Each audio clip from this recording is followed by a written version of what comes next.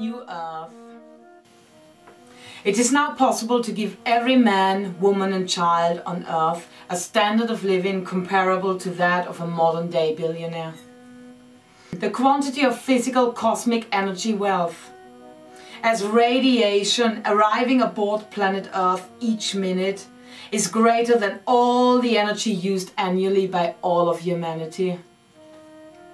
Can we all see the so-called experts and authorities already frantically waving their uninspired flags at Buckminster Fuller, who is proclaiming in childlike innocence an impractical and illusionary state of peace for everyone? He must have been on one of these drug-induced high noons. Or maybe he wasn't.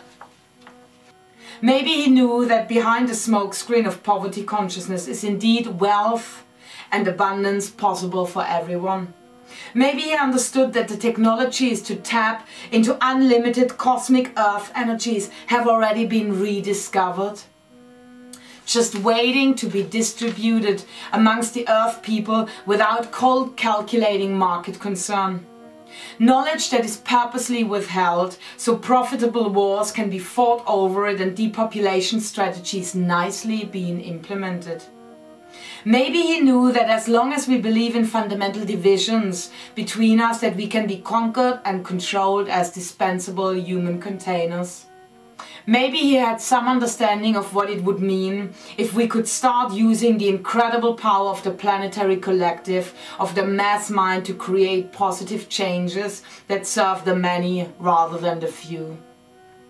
Maybe he knew that by learning to play with, rather than fighting against each other and life itself, human beings could excel and possibly advance to their highest potential.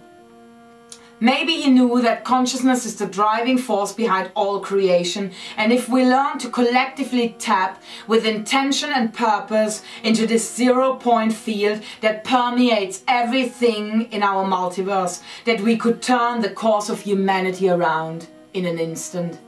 Maybe.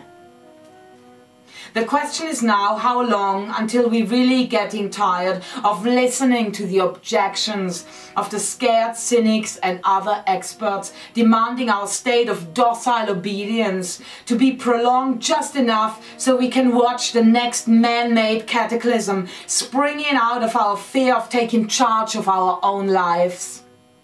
How long that we keep blaming the world for the maintenance of long-standing, conditioned habits not serving anything but our own chosen self-destruction. How long that we keep projecting onto others the very things we neither want to acknowledge, let alone change within ourselves. The truth is, you must be the change you want to see in this world. Walking our own talk instead of lamenting how bad things are. We all have to get up from our comfortable three-dimensional asses and challenge our egos to come out of its complacent fear bubble. Starting to follow our own calling and aligning with our own divinity can and is often accompanied by a lot of panic. Clearing the old programs brings out a lot of deep residual self-hate, masking as a strong resistance to change our ways of being and relating with this world. Change is not just a simple necessity and structural component of life, but in itself an opportunity for our conscious expansion as individuals as well as a species. If we always do what we always did, we will always get what we always got. And the overall times are ripe with change. It just depends how we align in ourselves with it. In the Mayan calendar, 2012 marks the end of a 26,000 years lasting cycle. A period of time which is also known as the precession of the equinox. Just like there are rhythms in our lives on a smaller scale, there are greater, much larger cycles of time itself. And then there are cycles within cycles within. And then there are cycles within cycles within cycles within cycles, and apparently some odd 30 ancient civilizations agree that the ages of humanity relate to this 26,000 year cycle. coming to an end at the winter solstice of December 2012. So despite the starships are landing and rescuing humanity hype and general Armageddon atmosphere surrounding the much discussed date, there's some really interesting data to be noted. 2012 is mentioned in a lot of different ancient and tribal prophecies. The Earth itself is aligning herself with the galactic center of the Milky Way, and in the process of doing that we are looking at some very rare astrological constellations impacting our whole solar system. A window of opportunity. There's much evidence hinting that the widely discussed climatic Earth changes are part of a wider galactic phenomenon, where very similar fluctuations and temperature changes on other planets are being observed and measured by NASA. And that indeed the rise in carbon dioxide on our planet is driven from a general rise in temperature and not the other way around, as mainstream propaganda would like us to believe. In an interesting side note of David Icke's book The Biggest Secret, there is an unverified comment on a report which was produced during the Kennedy administration by a group of experts, finding strategic ways of controlling the population and centralizing power without the use of wars. Two of the recommendations it made to centralize global power were a threat to the global environment and a threat from an extraterrestrial invasion. This whole solar system is moving to a whole new place in the universe. We are being confronted with high-speed change on every level.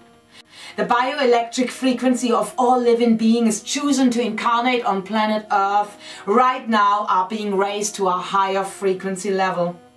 The Earth is a living library, a conscious organism, and is ascending herself into a higher frequency. Just like we do, a frequency in which the old style illusions of the decaying age can no longer be sustained and have to be cleared. All debris has come to fall. Helping us to do that, amongst many other support systems, is planet Pluto. Pluto takes 248 years to circumvent the Sun and has just moved back into galactic center.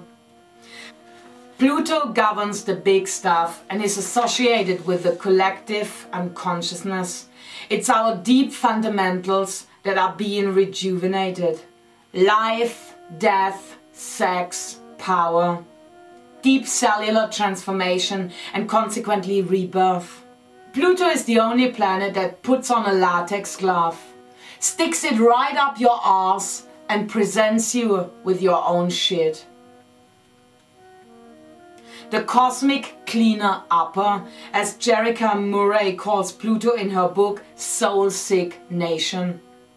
I'm in no way suggesting any conclusions. With so many of the traditional belief systems crumbling and distractional disinformation flooding us from everywhere, it seems even more important than ever before to consciously unplug from the fear programming, so we can start looking at the integrity of incoming facts and discerning what actually resonates with our own truth.